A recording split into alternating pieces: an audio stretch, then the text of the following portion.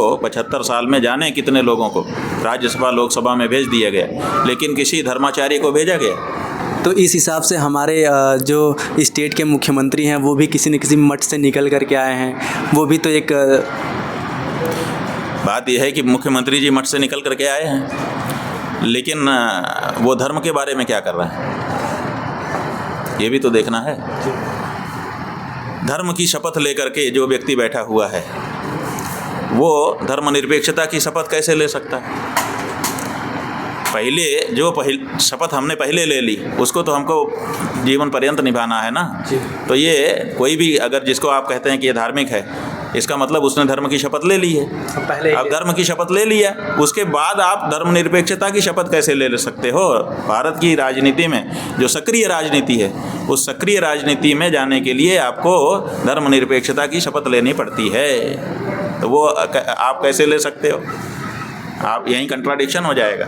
दुई की एक संग होई भुआलू, हंसब ठठाई फुलाऊ बुगालू। आप हा हा हा करके हंसे भी आओ, ऐसे गाल भी फुला लें, दोनों एक साथ नहीं हो सकता, एक के बाद एक करना पड़ेगा।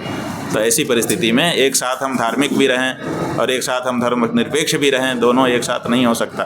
तो एक ही चुनना पड़ेगा, या तो आप धार्मिक अपने आप को कहो या तो धर्मनिरपेक्ष कहो। तो इस समय वो मुख्यमंत्री हैं, वो धार्मिक नहीं है इस समय। तो क्या उनकी धार्मिकता नष्ट हो चुकी है हमारे? भाई अगर ना होती तो गाय हत्या कैसे वो सह सकते थे? आप बताओ।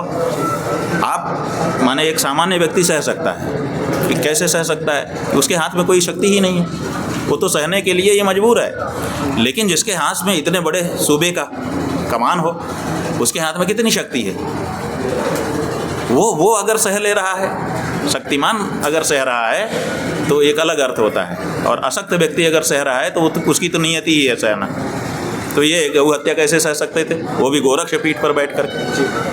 आप समझो, सुनने में हमारी बात थोड़ी कड़ी हो सकती है, लेकिन विचार के लिए अगर साफ साफ पक्ष नहीं रखेंगे तो कैसे होगा?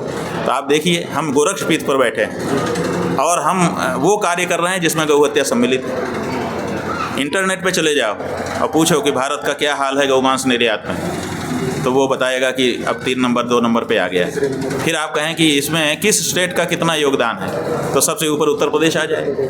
अब बताइए, जिस उत्तर प्रदेश में गोरक्ष पीठ का व्यक्ति नेतृत्व कर रहा हो, उसमें सर्वाधिक गोमांस का निर्यात उसी प्रदेश से कैसे हो सकता है? और अगर हो रहा है तो आप समझ लो कि क्या हो रहा है।